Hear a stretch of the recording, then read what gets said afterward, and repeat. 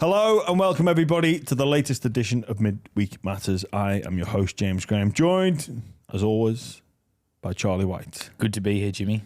Charlie White, in white. In white, that's right. The new T-shirts are in. You know it's right. Go and grab a white tee.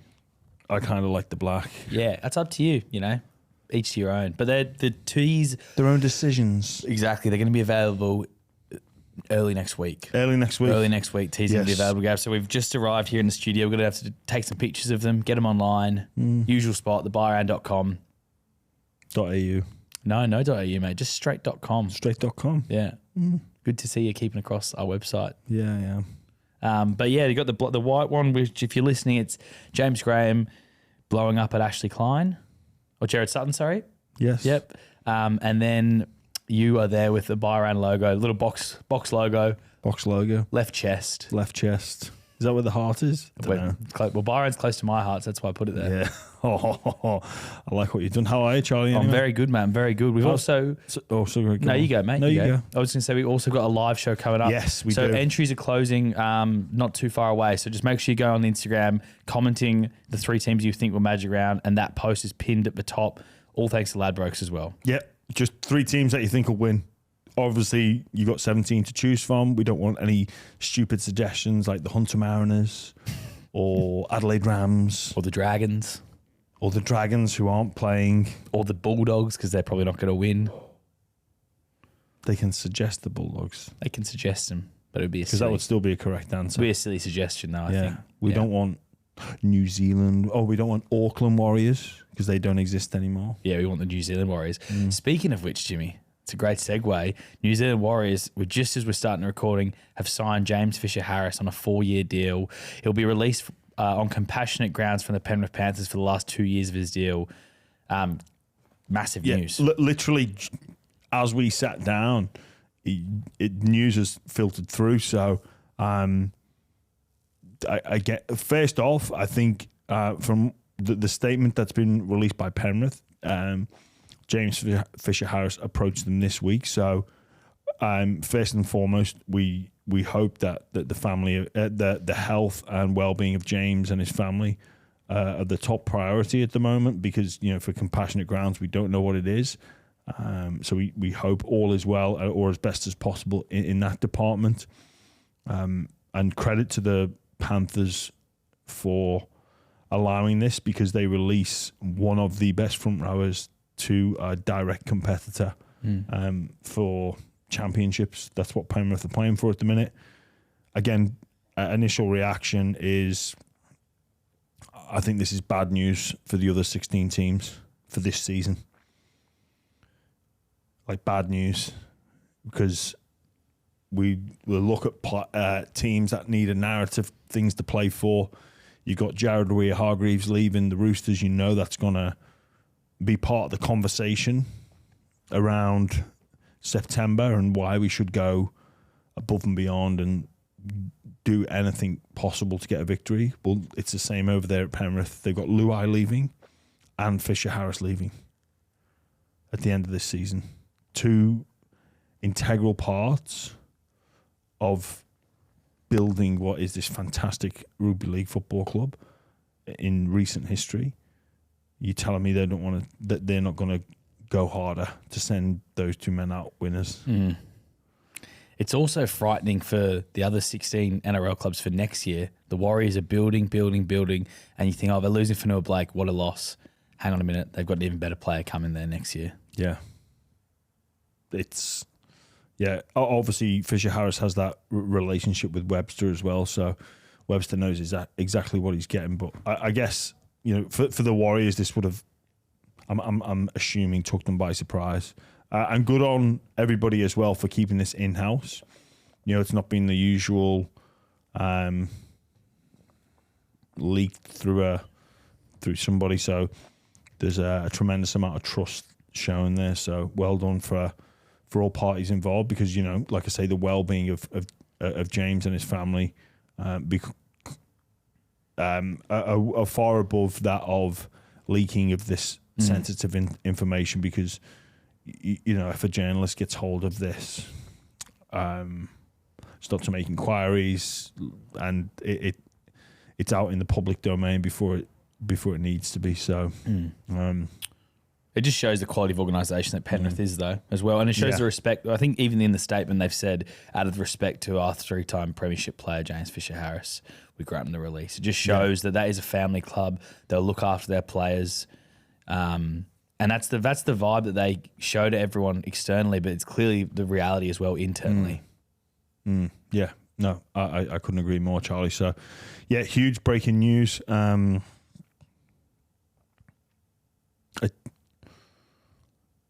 I guess thinking about this season, the impact, but then can Penrith keep this going? Like let's look at who they've lost.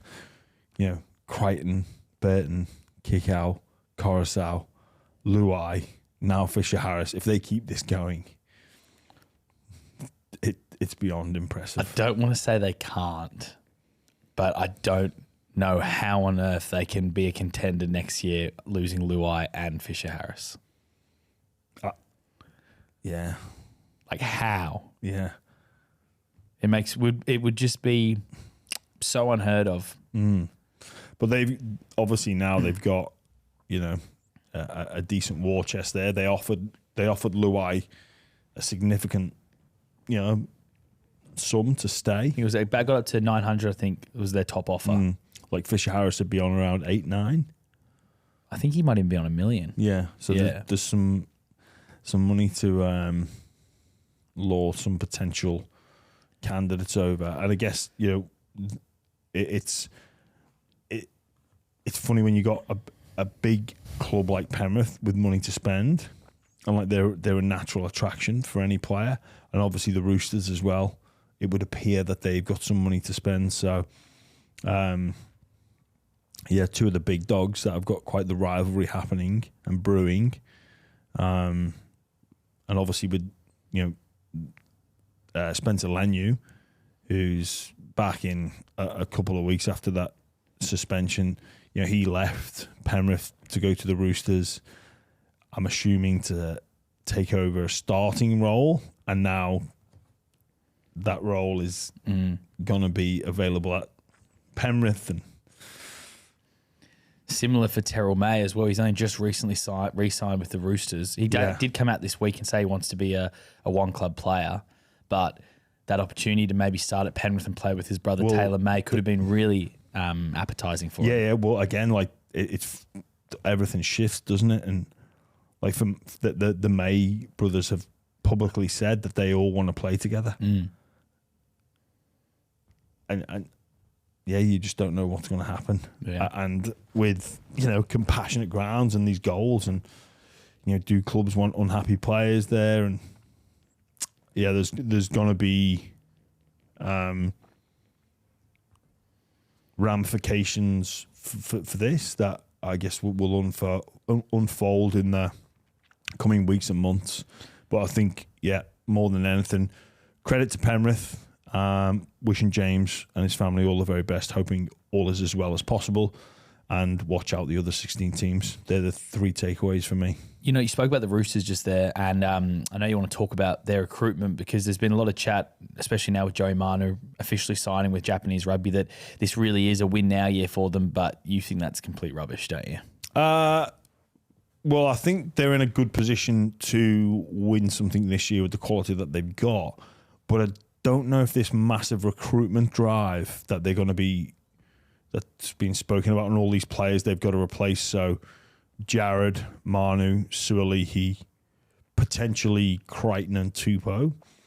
I think the situation's changed with Crichton. Like, he's playing so well in this since he's came back into first grade. He started last week and was sensational for the Roosters against the Knights. But even that said, they've still got Tupanua, Siwa Wong, Nat Butcher. They've got some good stocks in their back row, and I think it wouldn't surprise me to see if the Roosters had back-ended deals. So this year they've got 5 absolute gun outside backs, centre and wingers. So you've got Manu, Smith, Suolihi, who played the centres, and you've got Tupou and Young. So one of those is missing out. So what it sort of tends to suggest is they bought Dom Young in early, I think, to bolster because they knew they didn't want to wait another year. So they've already done that. And with Jared leaving, I think the fact that they've got Spencer Leniu come in, that was to soften that blow. So even if you look at it and how other teams set up, if they keep Daniel Tupou, if you've got Tedesco, Billy Smith, Dominic Young, and Daniel Tupou as part of your back line, that's pretty good. Like that's, and then you forwards, if your middles are Spencer Leniu, Lindsay Collins, Victor Radley, Terrell May, and Egan Butcher probably off the bench, Nahafu White, who's looking like a quality player. Like that's a very, very good selection of middles. Like, you look at Penrith now, Fisher Harris, Leota, like, and then Isaiah Yeo, but then off the bench, Smith, Henry, Lindsay Smith. Yeah. I like that Henry, by the way. He's a really good player, but they're not big names. You can't have big names in your 1 to 17. It just doesn't work like that. So they take a bit of a hit losing some quality, but they've got some good players there. And some of those players will get more game time. Billy Smith needs a break, Jesus Christ, and not a break of anything in his body. He needs a break in terms of game time. Like this, I feel so bad for him. Like, it's such a cruel game at times. Like, he just looks like he's getting a chance, comes in, kills it for a couple of games, and he's out again. So, but look, I think the Roosters will have some money to spend, and who they go after remains to be seen. But we see this all the time because, players that, if you look at the off-contract list, there's no glaring candidates there that haven't already, been snapped up. But things change. Well, James Fisher Harris, he was not on that list. Yeah. So, I don't think. I think the Roosters are in a window, and it's as wide open as it's going to be. But I don't think it closes after season 2024. No, it doesn't. Just going to throw something out there. Go on. David Fifita is going to be off contract, potentially off contract from round 10. He's got up to round 10 to make a decision. A lot of the journos think he's going to stay. Could the Roosters go and get him to play centre? No. No? No? No. You hate that? Charlie. He's played centres before. No. For me, the obvious one would be, if you're looking for a centre, Cobbo or Staggs, because we know Brisbane are under salary cap pressure. Maybe try and get one of them out a year early to ease that pressure for next season as well. It'd be interesting if the Broncos did though, because they didn't even let Tristan Saylor go to England. They rejected his release request. So I doubt they'd let someone like Selwyn Cobbo or Tony Staggs go. No, but it'd be like Tristan Saylor would be on small freight. Yeah. So the idea of an early release, how it benefits the club. Why would you be? And also with Tristan, they're getting value for money. Like, so you don't let people that are giving you value for money go, because it's, Tristan's playing above what his actual contract value is. His market value is above his contract value. Yeah. So, but with a guy like Staggs or Cobbo, and also by releasing Tristan Saylor, you don't free much cap up. You have to go and replace that player, because say if he's on minimum wage, you need to replace him. Or if he's slightly above, you have to replace him. But with a guy like Cobbo or Staggs, they'd be on decent freight. So you allow them to go early. You maybe move Tristan into their spot, or you go and sign somebody else on less money to free up more salary cap room, because they've obviously upgraded a significant number of players. So that might be the idea that gets pitched, or their thought process. The talk is, though, that Cobbo and Staggs are very happy up there. Yeah, of course they are. Very happy. And that would be the talk. And Cobbo, Brisbane desperate to keep Cobbo. If they had to lose Staggs, that the Titans would come in for him, the Dolphins would come in for him. Yeah, of course. They're going to be... there's going to be competition, but if there's clubs that can do it, the law of the Roosters and the Panthers well, not the Panthers with someone like a Cobbo or a Stags, but the law of the Roosters can be very persuasive. Absolutely. They normally get what they want. They do. Their arch rivals, the Bunnies, have got an assistant coach they wanted as well. David Ferner is signed with them. Yes.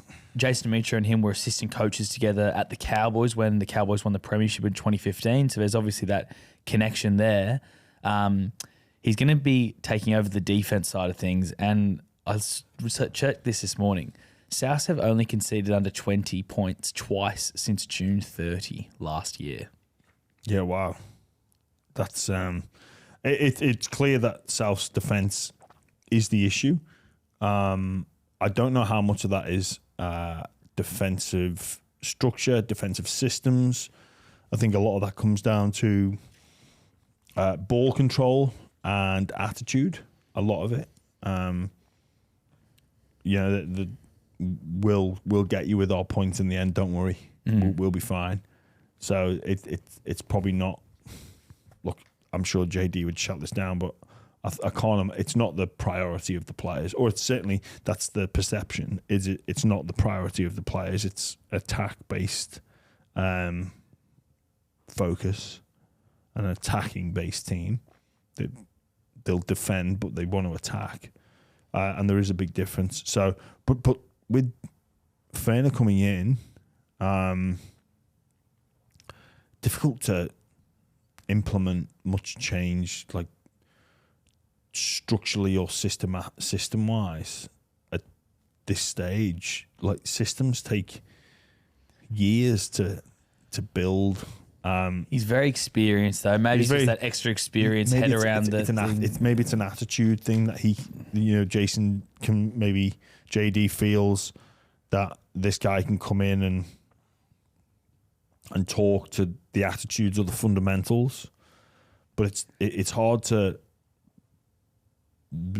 reprogram yourself at this stage in the season.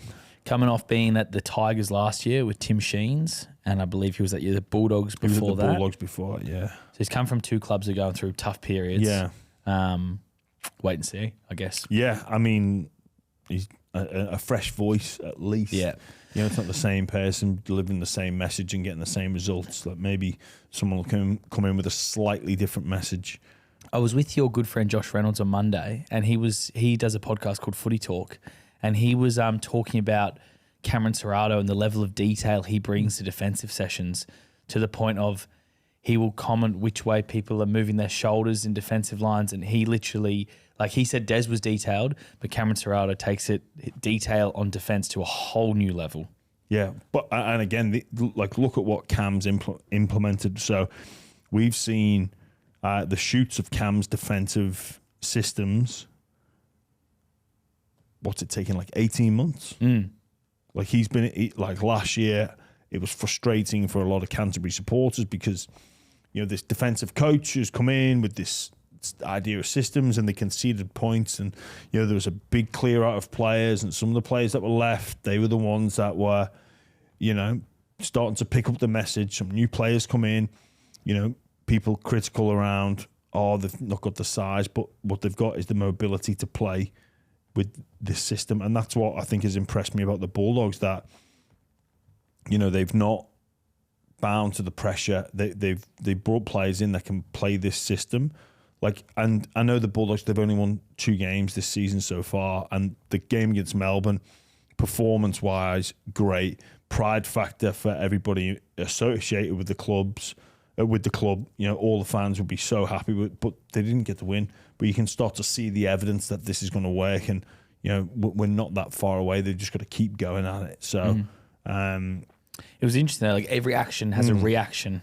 So it was really incredible. I would encourage people to listen to it if they're interested. Josh Reynolds talking about it. It was very interesting. Yeah. Just back to South though. This is obviously Jason Demetriou's kept his job, and we've spoken about it a lot now, and they're not playing this weekend, so we shouldn't spend too much time on it. But Peter Mamazoulis was incredible at hooker. Does he keep his spot over Cook for the next game against Melbourne, or because Cook went great at reserve grade, you just bring him straight back in? Oh man.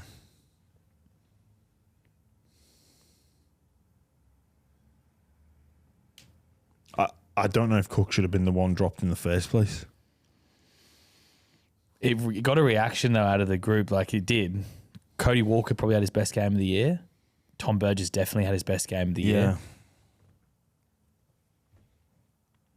If it got the desired outcome, then it's hard to see why you would change.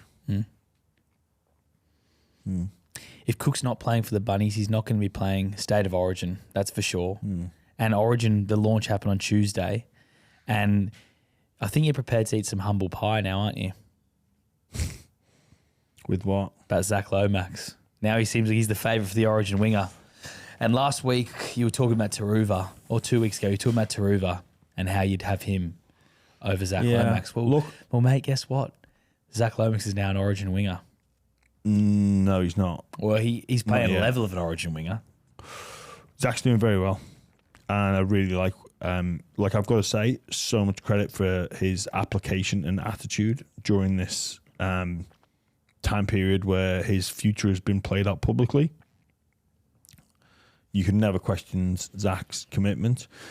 I think people forget he had some pretty decent games at centre during his career as well. And I still think the potential for Zach Lomax, that he maximises his potential and a team's potential in the centres. He's been named in the centres this week for Jack Baird, who is out with that HIA.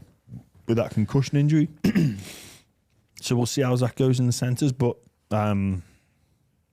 he competes. He's been given a bit of a license to roam, encouraged by Shane Flanagan to turn up at different sides of the field. I've noticed sometimes he's coming from his right wing and combining with the left edge back rower, Jaden Sewer. There's been times he's done that, which is great to see, and obviously competition on kicks. In terms of will he play State of Origin on the wing, I still think positionally he has been caught out. Now he'll learn that, and probably the worry is the pace. And if you caught out, the reason positionally, I think he might be opposite Xavier Coates. Like, Coates finishes against the best of the best. So if you speak about Cam Serraldo, which shoulders turned in, which shoulders turned out. If you don't get that right for 80 minutes in an Origin arena, which is going to test you and going to pull you apart, and with all the the extra emotion and pressure that comes into that, Coach is just going to walk past you. So that's the concern. I'm not saying Zach couldn't handle it. I'm saying that's the concern. And you've got the competition for spaces. Toto will have one. You can lock that in.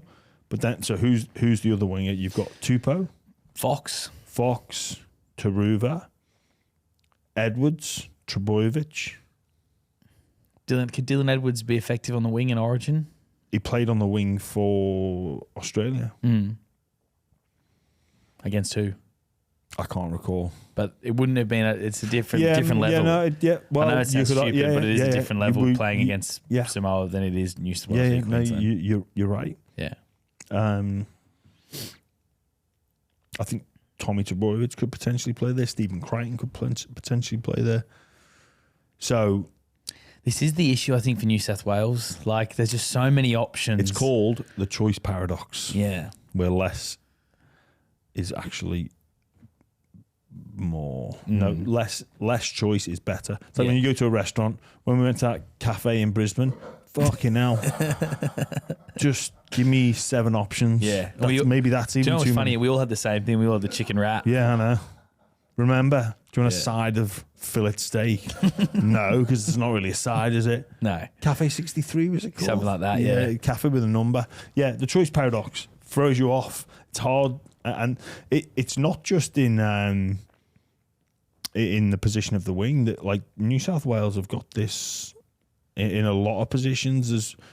There's probably only, and I haven't even gone down and made a list, but there's maybe only 6 or 7 like nailed on. So Cleary, yes, Teddy, will play. He's a captain. Well, no, Teddy will get the first crack for sure. He's playing. He'll get the first crack. Okay. Well, if you Okay, well, why are people talking about it then? Because So why it's isn't an Maguire? interesting Why topic. It's a key position. Well, Maguire would come out and say he's my captain. He's my number one. Maybe he should be doing that. Maybe he should. Maybe he should be doing that. So, what I think is known to everybody now. Cleary will play 7. Toto will be on the wing. There will be room in some capacity for Tommy Trbojevich. Mm-hmm. Payne Haas. Payne Haas will definitely play. That's 4. Then the back row's tough. The back row is tough. Liam Martin, I think I think you'd lock him in. Liam Martin locked in. I personally would lock Hamole Olakau'atu in as well. But that's not a guarantee. That's exactly. Making his debut. That's a person. Yeah. That's a personal preference. So you've got Olakau'atu. Maybe. What about Appy? Is Appy a lock? Well, hang on. Let's go through the back rows. You've got Crichton, who's emerged again. You've got Cam Murray. Cam Murray plays on an edge. Kaloma Tangi that played. He played Origin last year. Yeah, he played last year. And we'll probably. I reckon Kaloma Tangi. Hudson Young. He probably didn't have the best performances in Origin last year. Oh, I'm sure we must be missing it. Tyson Frizzell. Yeah, injured at the moment. He was great in Origin last year, though. Yeah, no, so is Payne Haas, but Payne Haas is Payne Haas. You've got to get him in there. So Junior Barlow, is he a guarantee in the front row? I think he'll play in some capacity. So there's 6. I don't think he can guarantee Olakau'atu. Yeah, no, I think that I think you might say I think he should play. Yeah. Hooker, you think? 13. It's like Isaiah. Well, no, is it? Yeah, Because you've got Cam Murray, then you've got Trbojevich. No, I know, but Jake Trbojevic, I think Jake's Origin days probably might be done now. Up front, I think at front row. Well, they bring him? Yeah, they brought him back, and he does a job there. But I think there might be better options there these days. Because what's great about Jake Trbojevic, he can play long minutes. And his tackle from minute 1 is the same level as tackle in the 75th minute. But in Origin, they doesn't need to do. Yeah, he doesn't. They probably more need impact forwards because they got Payne Haas who can play big minutes. They got Junior Barlow who can play big minutes. They're 2 big impact style players. Yeah, but maybe Payne Haas can play long minutes. Yeah, I know, but maybe Jake does a lot of the things that people don't notice. I'm sure he does. But you're going to start him and play him 60 minutes in Origin? Well, but he's probably not going to get 60. Then the dummy half position, you've got Coruscant, Wade Egan, Reece Robson. I mean, Cook. Mitch Kenny. I think, personally, Api Coruscant should get that spot. I don't disagree. But it's hard for Michael Maguire because you've got a lot of players. Like, no one would ever do this or wish this, but wouldn't it be, Maguire's job would be easier if certain people didn't exist or weren't eligible. Yeah. Like if Robson, Cook and Egan were from Queensland, England and New Zealand respectively, it'd be like, well, Coruscant's man. Don't need to stress about that. I don't need to worry if I'm going to have the chicken Caesar or the spicy chicken wrap. I'm just going to go with the Caesar because it doesn't. The spicy chicken wrap doesn't exist. Yep. I don't need to have fries, chips, or sweet potato fries. Boom. I've only got the chips. Yeah. Skin on, skin off. No. Yeah. Skin on fries. You get charged more for them. Bullshit. Take them off. Yeah. You're doing less work and charging me more. You're not peeling your fucking potatoes. That's something that's a big bugbear of mine. You go to a fancy restaurant, your skin on fries, fucking $10 a serve. Hang on a minute, you can't be asked to peel them. Just give me the peeled ones. They were fine. But you know what I'm getting at with the choices. That I wonder if Maguire, if he could, obviously then when an injury happens, everyone goes, oh shit, what are we going to do? But there's some big another one. Can I just throw out one more? I think Latrell Mitchell should be guaranteed a position somewhere. I think when he plays Origin... When you say somewhere, you mean in the centre? Yeah, I do, yeah. But I think he is, as a centre, probably he's the best centre in the game if he plays there. I agree. So I think he has to be there. So if let's say everybody's fit across all positions, you go Trebojevic and Mitchell in the centres. Yeah. And then if the wing spot is open, you're going to put Crichton there, aren't you? Over Lomax, Toto 1. Yeah, you know what? I would actually maybe put Crichton and Centers Turbo on the wing. Was that what you thinking the same? Yeah, maybe. What do you think? One or the other. What would you do though? Have you got Teddy at the back? Yes, I do. Based off how he's started the season. Yeah. And 5'8"? Again, well, who's Okay, well, he's the candidate. Nico Hines, Mitchell Moses, who should be back for game one. He gets a game before. Yeah, okay. So that's going to be tough for him to make the team probably now. Jerome Luai, Jack Whiten, Cody Walker. I think you go Nico Hines. Well, I think Nico Hines deserves a crack in Origin. Yeah, this story ain't gonna go away. Well, Nick, he's had but he came on playing centres. I think he deserves a crack at 5'8". Yeah, I don't disagree with you. Just on Queensland though, because there's a lot of New South Wales chat. Ponga or Reece Walsh or Pocaledos or what? Pocaledos. Have you seen that Mexican ad where can we have hard shell tacos or soft tacos? And the girl goes, Can we have both? And they start dancing. Oh, so you have one. You have one on the 14, one at 6. One at 14, one at 1. How's the taco thing work? You have one crispy. Yeah, shell. so you get a packet, and it's like crispy shell tacos and soft shell tacos in the one packet. Oh, it's not like a hybrid. Yeah, no, it's all in the one. God, I thought you were talking about a hybrid. No. You've just got to make your fucking choice, man. And then everyone cheers the girl up. Yeah, it's one of the great ads. I can't believe you haven't seen that ad. Don't really watch a lot of TV. Ever. It was just an ad from about 10 years ago, mate. Oh, is it? You knucklehead. Yeah, but sorry, memory of ads. That's what. It was iconic. I'm so dumb. I can't remember a taco advert. Yeah, I guarantee you, people in the comments will remember it. Pocaledos. Well, you know what? True genius Mexican style. I can even remember the tagline. I get. The secret to good Mexican. Yeah. It's all in the quality of the tacos. And I'm not going to mention any names, but if you see a certain brand at a supermarket, I think it's worth the extra $1 to get authentic Mexican tacos. Cornflour is the good one, isn't it? I don't. No, I'm happy with flour tortillas. Okay, all right. But they make a difference. They don't. When you open the packet of cheap tacos, they stick together. Get good quality tacos, and also the hard shell tacos. They're not real tacos. That's not actual. That's just you're basically a nacho. It's fun for the kids though. Is it? Kids love a crunchy taco, I Do think. they? Yeah. Well, what if they choke? And also the good thing about those other ones is when they've got the it's like sits perfectly and they can stack it. It's good for the kids. And if they choke, it's their own fault. Sometimes you got to ask some questions like, how did they make it like that? E numbers. Ooh. If you want a perfect taco, well, you can't get one. They're naturally designed by the shape. Yeah, true. So enough taco chat, more footy chat. Yeah, Ponga or Walsh. Or Pocaledos. Yeah, Pocaledos. No, you can't have both. You can't have both. I think it's one or the other. Do you know what? I think Ponga's playing better at the moment, but I think Walsh will keep his spot. And there's still plenty of time as well for Walsh to get back. Obviously, he's had a couple of weeks out with this facial fracture.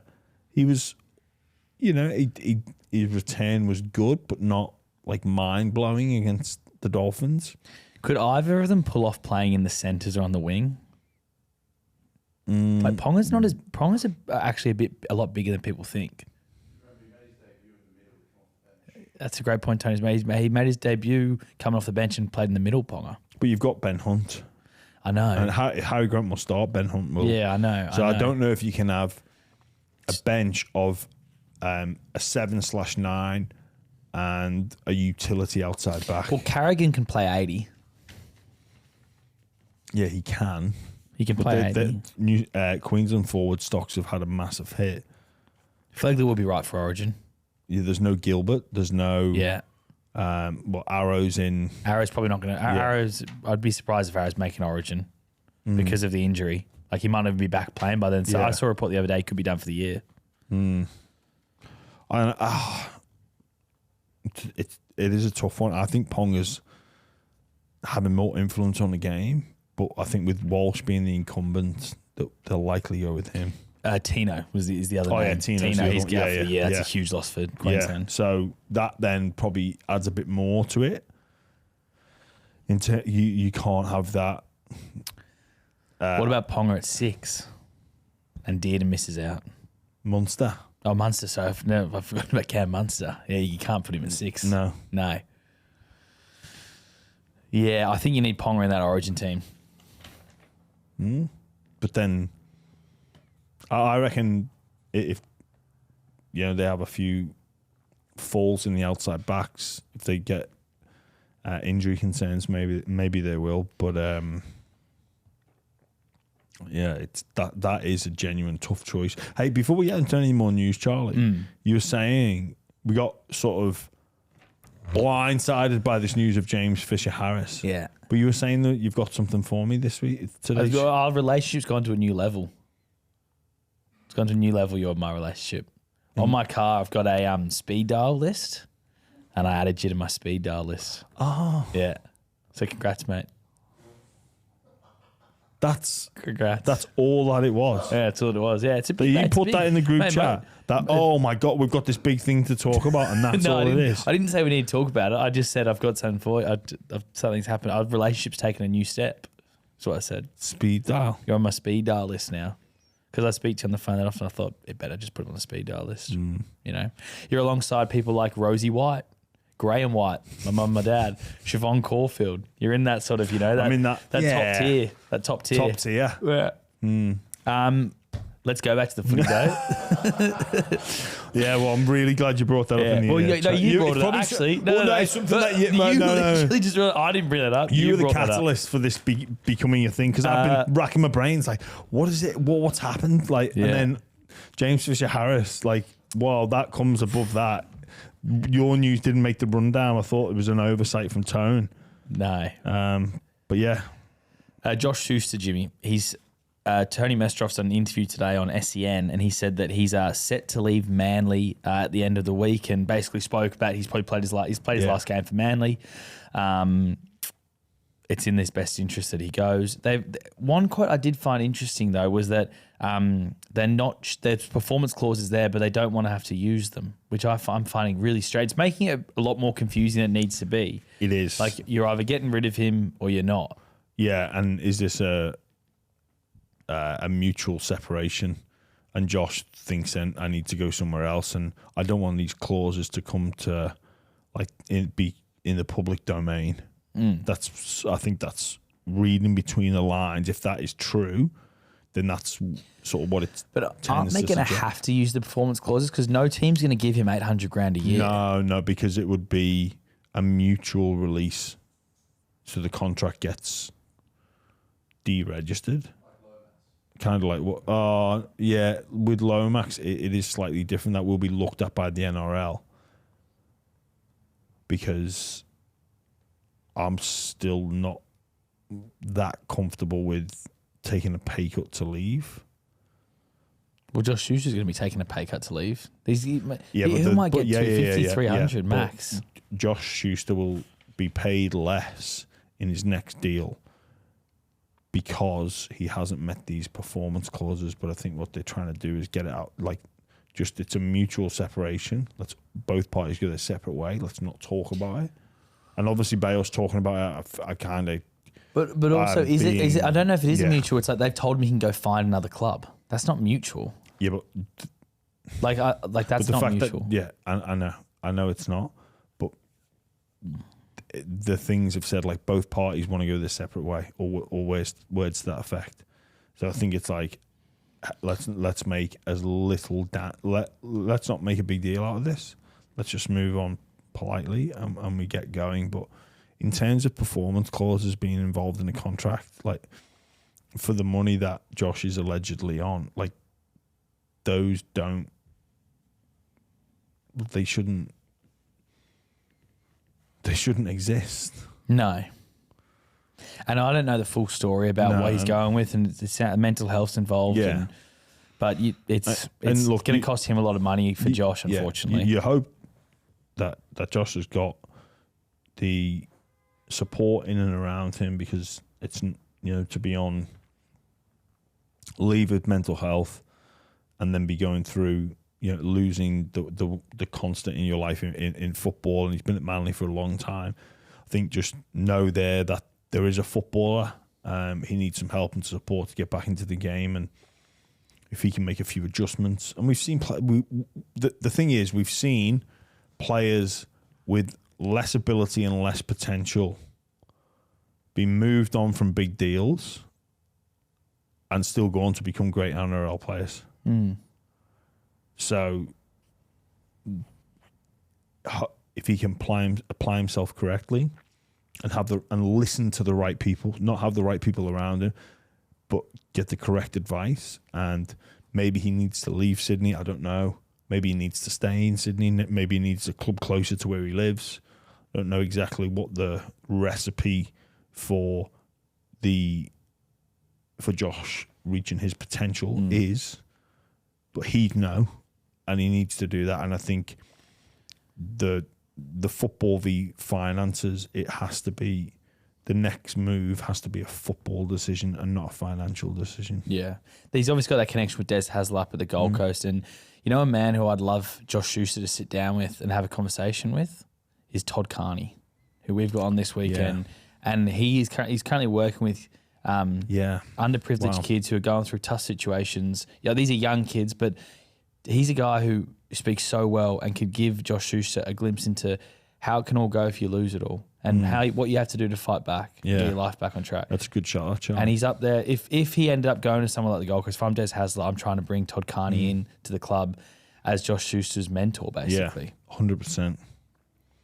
100%. Before we preview the round, Jimmy, I think it's going to be a bit of a long show, so we'll try and get through the round preview pretty quick. But got this email from Chris Affleck, one of our listeners, and he's thrown this up. He said, in an attempt to curb the impact injury has on games and even stop players feeling pressured to play on through injury, do you think we should increase the interchange bench size to 6 or even 8? So instead of having 4 players on the bench, have either 6 or 8 players, but don't change the number of interchanges, he goes on to say. So you keep the interchanges the same. You still got your normal 8.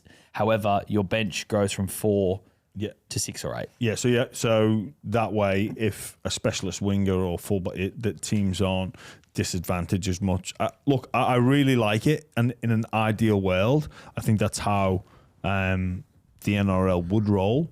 But the unintended consequences of that would be less development for some of those players who are bench numbers 5, 6, 7, 8. Like, they get less and less game time, and then their careers don't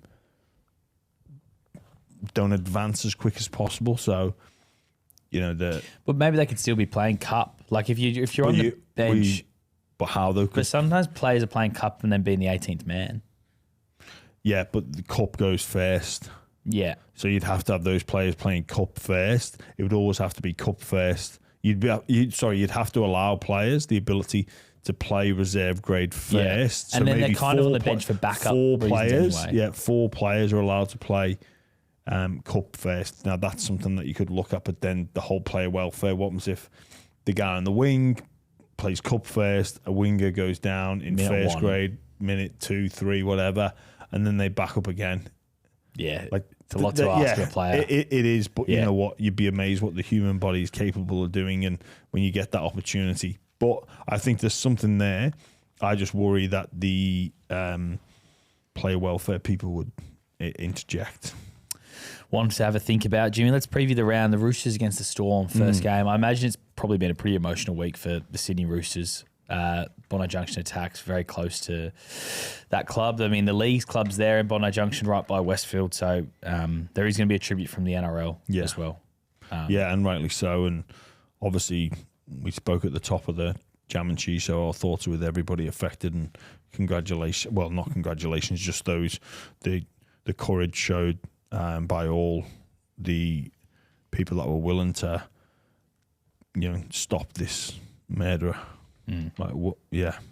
Just awful situation. It is. Sam Walker, at time of us recording, he's currently got the 22 on his back. Looks like Connor Watson's been chosen over him to partner Luke Keary in the halves. Yeah. obviously Walker had that HIA. It's an interesting choice. So I'm assuming he's fit if he's been named. Well, he's not named in New South Wales Cup, which I think there's a good chance he could come in maybe with an hour to go. Obviously, by the time this comes out, the squads will have been cut for 24 hours, so we'll know if Walker's still in the team or not.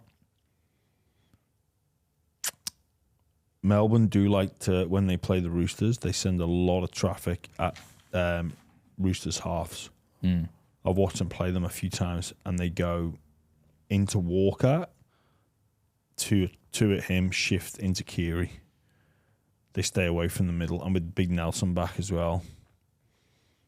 Maybe they're just looking at it and going, well, Connor Watson, bigger body, and then we just put more protection around Luke.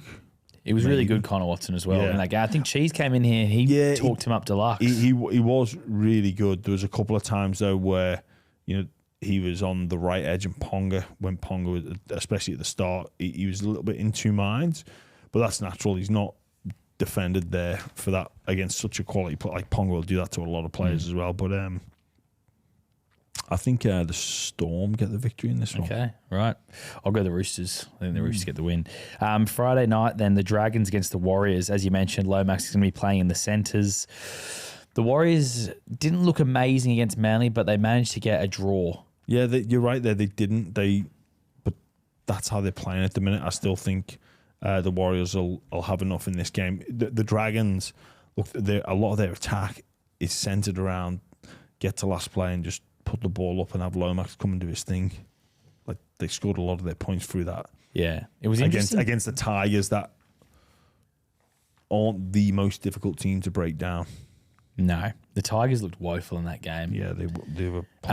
Also, just on Lomax, it was interesting. Gus Gould talking about Zach Lomax, basically like why the Dragons let him go. He's their best player. He's scoring all their points. Like, he's involved in everything good that happens for them. What are they doing? He's got a point, but we've seen teams have to go through this in order to get what they want. You got the Warriors, I'm guessing. Yeah. Late game on Friday is the Eels against the Dolphins up in Darwin. It's good that they take games to Darwin. There's potential there, I think, for a sporting franchise at some point, Darwin. It is good, but geez, it's hot. Yeah. Like, anytime you watch this game, that when I think the Para go up there quite often, it looks like the players have jumped in a bath. Yeah, it was the one where Brad Arthur had like 1,000 water bottles in front of him and just kept drinking. It was. Yeah. Eels open air coaches' boxes as well. Yeah, Eels for me in this one. The Dolphins, they can't catch a trick with their injuries at the minute. Oh, it's tough now. It's really tough for them. A certain Dolphins player might have reached out to us on Instagram today wanting to send something in for Cheese. So that's going to be interesting when that comes in. Yeah. Okay. You can speculate who that Dolphins player was in your own time. Thank you. Panthers, you said Eels, didn't you? Yes. Panthers, Tigers, at Bathurst, still no Cleary. History will not repeat itself. Panthers will win. Win well. Yeah. And then Titans against the Seagulls. Yeah, Des Hasler hosting his former club. There'll be a lot in this. Look, the Titans, for me, the Titans obviously went so close. Their coach, putting it on the line, saying that, not blaming the referees, but sort of,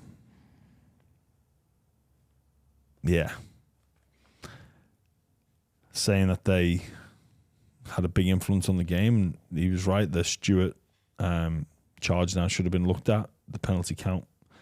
But if the Titans are any chance, they can't be deflated by this. So a loss in Golden Point can either send you one or two ways. You can be like, boys, we're really close, or boom, the air out of what is the deflated already tires. They just get someone, just turns that screw a little bit further or bangs another nail in there, and they get even more deflated.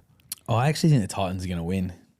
Wow. Well, I'm not going to. I'm saying Manly, and it's my same game multi as well. Ooh, on okay. Ladbroke. So I've got the Titans to win. David Fafita, anytime try scorer, and over 47.5 points, paying $11.50 at the moment. Wow, that's a big call, Charlie. Also, Matt Lodge returns for Manly. Oh, yes. Yeah, Yeah, congratulations to Lodgy. Well done. Saturday night, then Broncos against the Raiders. Still no Adam Reynolds. The Raiders, they're sitting in the top 4 at the moment. It's a huge effort, but is the Broncos going to be too much of a tall task? I think it is. I've got the Broncos in this one, especially at home. But, mate, remember last year the Raiders beat the Broncos at home? Yeah, we were in the Gold Coast for that We one. were, Watching it. yes. We actually backed the Broncos. Yes. And we just watched Yeah, the Raiders screw us we over. couldn't believe what was happening. But yeah, I think again, history won't repeat itself in the Panthers Tigers. I don't think it will happen again here. I think the Broncos will have enough. Raiders have been good. Broncos will have enough. What happened there? Big yawn coming. Yeah, big yawn. I just held it in. Just held it in, Charlie. Dogs Knights. Doggies, Sunday. come on, mate. Yeah. After the performance, they're so good at the minute. They and I'm really proud of what they've done. I think they'll big focus on Ponga, keep him out of the game. The system of the Bulldogs, I think, can handle him. They've done a very good job of that last 2 times as well. I think the for and against is 100-6 in favour of the Knights. Yeah, so they've done a good job of slowing Ponga down lately. Yeah, all right. Well, Dogs for me in that one. Yeah. Dickhead. Yeah.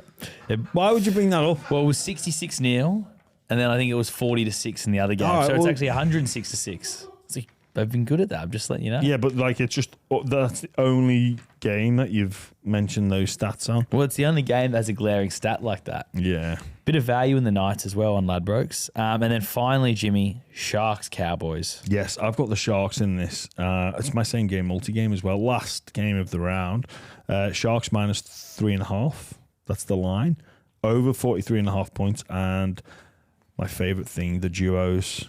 2 or more for Kyle Felt and Ronaldo Molitalo, all paying $6.17. So Love that. I think the Cowboys, I don't know. Can't get a read on them. They drift in and out. So do the Sharks, mind you, but I think the Sharks will get the chocolates. Well, that just about wraps us up, Charlie. Yep, you're fading. You're yawning. You got another podcast to do after this as well, mate. Yeah, I so do. good luck with that. And Todd Carney on Sunday. Yes, The footy great. player. Yes, the footy player. He's had some very kind things to say as well, which, it was quite humbling and it was awesome. Because obviously, first time we had him on, it was all about his sort of off field and his time in rehab, getting his life back on track. But it was good to talk to him about just footy. But yeah, Sunday. Yeah. Well, Charlie, it's been a pleasure. Thanks for listening, everyone. Charlie, if you need me, just hit that number on that speed On dial. the speed dial, baby. All right. Let's go. Yeah. Shortcuts.